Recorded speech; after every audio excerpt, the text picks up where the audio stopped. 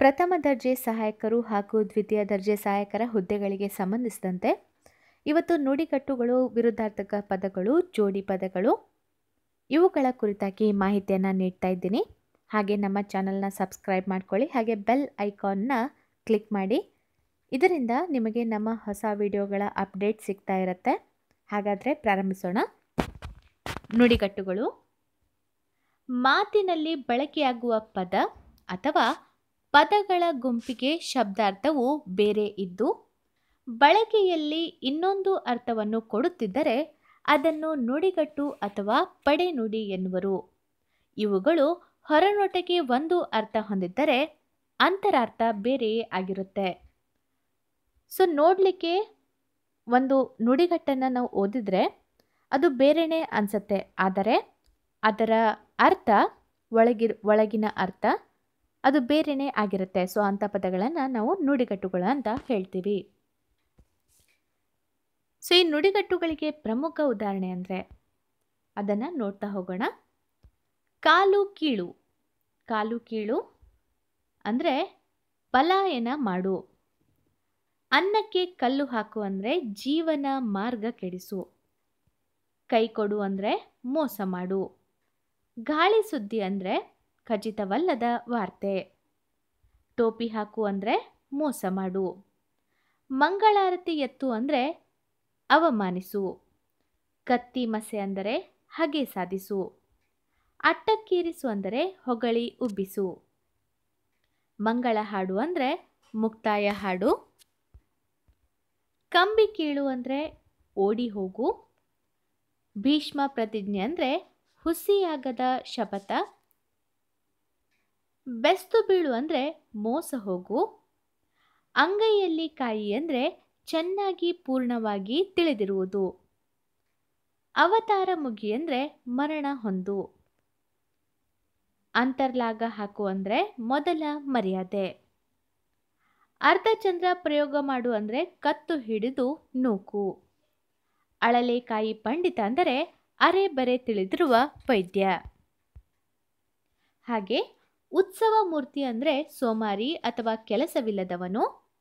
ಆಕಾಶ ಪುರಾಣ ಅಂದರೆ ಆಧಾರವಿಲ್ಲದ ಕತೆ. ಎದೆಗೇಡು ಅಂದರೆ ಧೈರ್ಯಗುಂದು. ಆಟ ನಡೆ ಅಂದರೆ ಪ್ರಭಾವ ಬೀರು. ಉಪ್ಪಿಡು ಅಂದರೆ ಅನ್ನ ಹಾಕು. ಎರಡು ಬಗೆ ಅಂದರೆ ದ್ರೋಹ ಮಾಡು ಅಥವಾ ಮೋಸ ಮಾಡು. ಮೊಸಳೆ ಕಣ್ಣೀರು ಅಂದರೆ ಕೃತಕ ಅಳು. ಓಗೋಡು ಅಂದರೆ ಪ್ರತ್ಯುತ್ತರ ಕೊಡು ಅಥವಾ ಪ್ರತಿಕ್ರಿಯಿಸು. ಎಲ್ಲರ ಬಾಯಲ್ಲೂ ಇರು ಅಂದರೆ ಪ್ರಸಿದ್ಧನಾಗಿರು ಅಥವಾ ಪ್ರಖ್ಯಾತಿ ಹೊಂದು. ಕಾಕ ಸ್ನಾನ ಅಂದರೆ ಅವಸರದ ಸ್ನಾನ, ಅರ್ಧಂಬರ್ಧ ಸ್ನಾನ. ಹಾಗೆ ಕೊಂಚಂ ಬಟ್ಟ ಅಂದರೆ ಅವಿವೇಕಿ, ಬುದ್ಧಿಗೇಡಿ, ಮೂರ್ಖ ಅಂತ ಅರ್ಥ. ಕನಸಿನ ಗಂಟು ಅಂದರೆ ಅಲಭ್ಯವಾದುದು. ಪುಕ್ಕ ಕತ್ತರಿಸು ಅಂದರೆ ಅಹಂಕಾರವನ್ನು ಅಡಗಿಸು. ದುಂಬಾಲು ಬೀಳು ಅಂದರೆ ಬಹಳವಾಗಿ ಬೇಡು, ಬೆನ್ನು ಹತ್ತು. ಇದಿಷ್ಟು ನುಡಿಗಟ್ಟುಗಳ ಮಾಹಿತಿಯಾಗಿದೆ. ಇವಾಗ ವಿರುದ್ಧಾರ್ಥಕ ಪದಗಳನ್ನು ನೋಡ್ತಾ ಹೋಗೋಣ. ಅತಿಥಿ. ಈ ಪದದ ವಿರುದ್ಧಾರ್ಥಕ ಅಭ್ಯಾಗತ. ಅಗ್ರ, ಕನಿಷ್ಠ. ಇವಾಗ ನಾನು ಹೇಳ್ತಾ ಇರೋದೆಲ್ಲ ವಿರುದ್ಧಾರ್ಥಕ ಶಬ್ದಗಳು. ಇವಾಗ ಹೇಳ್ತಾ ಇದ್ದೀನಿ ನೋಡಿ. ಅಮೂಲ್ಯ, ನಿರಮೂಲ್ಯ. ಅಸೂಯೆ, ನಿರಸೂಯೆ. ಆಯಾಸ, ಅನಾಯಾಸ. ಇಹ, ಪರ. ಕಿಂಕರ, ಒಡೆಯ. ಗುಣ, ನಿರ್ಗುಣ. ಚೇತನ, ನೀಚೇತನ. ತೊತ್ತು, ಒಡೆಯ. ಜಡ, ಜಂಗಮ. ಧೀರ ಪದದ ವಿರುದ್ಧಾರ್ಥಕ ಹೇಡಿ. ನಿಕೇತನ ಪದದ ವಿರುದ್ಧಾರ್ಥಕ ಅನಿಕೇತನ. ಪಂಡಿತ ಪದದ ವಿರುದ್ಧಾರ್ಥಕ ಪಾಮರ. ಬಲ ಪದದ ವಿರುದ್ಧಾರ್ಥಕ ನಿರ್ಬಲ ಅಥವಾ ಅಬಲ. ಹಾಗೆ ವಿಕೃತ ಪದದ ವಿರುದ್ಧಾರ್ಥಕ ಸುಕೃತಿ. ಆದಿ ಪದದ ವಿರುದ್ಧಾರ್ಥಕ ಅಂತ್ಯ, ಅನಾಥ, ಸನಾಥ. ಅಜಾದಿ, ಗುಲಾಮಿ. ಆಕಾರ, ನಿರಾಕಾರ. ಅನುಪಮ, ಉಪಮ. ಪ್ರಾಚೀನ, ಅರ್ವಾಚೀನ. ಕಪಟ, ನಿಷ್ಕಪಟ. ದಿಟ, ಸಟೆ. ಧನಿಕ, ಪದದ ವಿರುದ್ಧಾರ್ಥಕ ಬಡವ ಅಥವಾ ದೀನ. ನಾಕ ಪದದ ವಿರುದ್ಧಾರ್ಥಕ ನರಕ. ನಿರವ ಪದದ ವಿರುದ್ಧಾರ್ಥಕ ರವ. ಪತಿತ ಪದದ ವಿರುದ್ಧಾರ್ಥಕ ಪಾವನ. ಪಾಶ್ಚಾತ್ಯ ಪದದ ವಿರುದ್ಧಾರ್ಥಕ ಪೂರ್ವಾತ್ಯ. ಫಲ ಪದದ ವಿರುದ್ಧಾರ್ಥಕ ನಿಷ್ಫಲ. ಹಾಗೆ ಮಾಯೆ, ನಿರ್ಮಾಯೆ, ರಿಪು, ಮಿತ್ರ, ಶಾಕಾಹಾರಿ, ಮಾಂಸಾಹಾರಿ, ಸೂಕ್ಷ್ಮ, ಸ್ಥೂಲ, ಖ್ಯಾತಿ, ಕುಖ್ಯಾತಿ. ಅಕ್ರಮ ಪದದ ವಿರುದ್ಧಾರ್ಥಕ ಸಕ್ರಮ. ಭಯ ಪದದ ವಿರುದ್ಧಾರ್ಥಕ ನಿರ್ಭಯವಾಗಿದೆ. ಸೊ ಇವಾಗ ಕೆಲವೊಂದು ಜೋಡಿ ಪದಗಳಿಗೆ ಪ್ರಮುಖ ಉದಾಹರಣೆಗಳನ್ನು ನೋಡ್ತಾ ಹೋಗೋಣ. ಮನೆ, ಮಠ, ಕಾಡು, ಮೇಡು, ತಂದೆ, ತಾಯಿ, ತೋಟ, ತುಡಿಕೆ, ಹಣ್ಣು, ಕಾಯಿ, ಫಲ, ತಾಂಬೂಲ, ತಂಟೆ, ತಕರಾರು, ಬಂಧು, ಬಳಗ, ಹಳ್ಳ, ಕೊಳ್ಳ, ಸಂಘ, ಸಂಸ್ಥೆ, ಅಕ್ಕ ತಂಗಿ, ಆಟಪಾಠ, ಉಡುಗೆ ತೊಡುಗೆ, ತಿಂಡಿ ತೀರ್ಥ, ರೋಗ ರುಜಿನ, ಪೂಜೆ ಪುರಸ್ಕಾರ, ಪಶು ಪಕ್ಷಿ, ಮಳೆ ಬೆಳೆ, ಅಣ್ಣ ತಮ್ಮ, ಊಟ ಉಪಚಾರ. ಸೊ ಇದಿಷ್ಟು ಜೋಡಿ ಪದಗಳಿಗೆ ಉದಾಹರಣೆಯಾಗಿದೆ.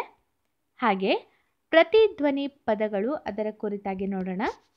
ಸೊ ಈ ಪ್ರತಿಧ್ವನಿ ಪದಗಳು ಅಂದರೆ ಅರ್ಥ ಇಲ್ಲದೆ ಬಳಸುವ ಪದಗಳನ್ನು ಪಡೆನುಡಿ ಅಥವಾ ಪ್ರತಿಧ್ವನಿ ಪದಗಳು ಅಂತ ಹೇಳ್ತೀವಿ.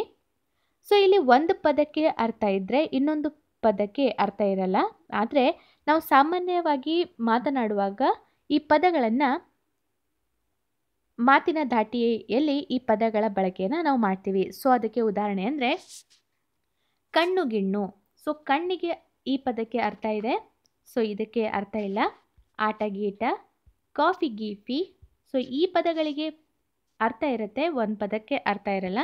ಸೊ ಪೆನ್ನು, ಗಿನ್ನು, ಹುಡುಗ, ಗಿಡಿಗ, ಪಾಠ, ಗೀಟ, ನಾಡು, ಗೀಡು, ರಾಜ್ಯ, ಗಿಜ್ಜ.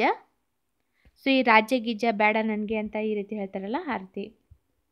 ಪುಸ್ತಕ, ಗಿಸ್ತಕ, ಮನೆಗಿನೆ, ನೋವು, ಗೀವು, ಕಾರು, ಗೀರು, ಕಡ್ಡಿ, ಗಿಡ್ಡಿ, ಕಾಸು, ಗೀಸು.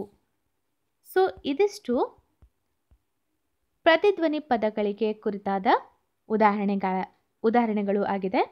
ಸೊ ಇದಿಷ್ಟು ಈ ಭಾಗದ ಮಾಹಿತಿ ಆಗಿದೆ. ಸೊ ಮುಂದಿನ ಭಾಗದಲ್ಲಿ ಗಾದೆ ಮಾತುಗಳ ಕುರಿತಾಗಿ, ಅಂದರೆ ಎಕ್ಸಾಮ್ನಲ್ಲಿ ಯಾವ ರೀತಿ ಕೇಳ್ತಾರೆ ಅಂದರೆ ಅರ್ಧ ಗಾದೆಯನ್ನು ಕೊಟ್ಟು ಮುಂದಿನ ಅರ್ಧ ಗಾದೆಯನ್ನು ಬಿಟ್ಟ ಸ್ಥಳದಲ್ಲಿ ತುಂಬಿ ಅಂತ ಕೊಟ್ಟಿರ್ತಾರೆ. ಸೊ ನೀವು ಈ ಗಾದೆಗಳನ್ನು ಒಂದ್ಸಲ ನೋಡಿಕೊಂಡ್ರೆ ಒಂದು ವೇಳೆ ಎಕ್ಸಾಮಲ್ಲಿ ಬಿದ್ದೇ ಬೀಳತ್ತೆ. ಸೊ ಆವಾಗ ಅರ್ಧ ಗಾದೆ ಕೊಟ್ಟಾಗ ಇನ್ನರ್ಧ ಈ ಗಾದೆಗಳನ್ನು ನೋಡ್ತಾ ಹೋದರೆ ನಿಮಗೆ ಎಕ್ಸಾಮ್ನಲ್ಲಿ ಹೆಲ್ಪ್ ಆಗುತ್ತೆ. ಸೊ ನಮ್ಮ ವಿಡಿಯೋಗಳನ್ನು ಲೈಕ್ ಮಾಡಿ, ಶೇರ್ ಮಾಡಿ, ಹಾಗೆ ನಮ್ಮ ಚಾನಲ್ಗೆ ಸಬ್ಸ್ಕ್ರೈಬ್ ಮಾಡಿ.